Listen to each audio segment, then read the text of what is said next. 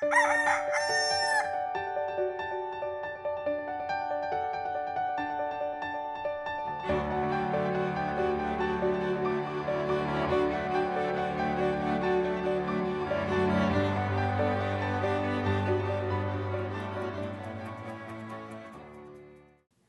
umaga mga kapamilya. Magkape at pandasal muna tayo. Ako si Risa Singson Kaupeng, Editor-in-Chief ng Kerygma Magazine. Sa January 11, ang kapistahan ng isang santo na di natin madalas marinig ang pangalan. Siya ay si Santo Vitalis ng Gaza, na nabuhay noong ika-7 siglo. Baka tumaas ang kilay mo sa kanyang paraan ng pagbabahagi ng magandang balita.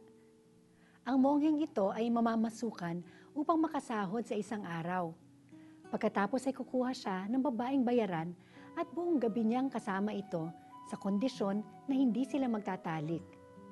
Sa halip, gagamitin niya ang panahon na yon upang mangaral tungkol sa pag-ibig ng Diyos at sa kahalagahan ng katawan na di dapat ginagamit upang magbigay kasiyahan sa mga lalaki.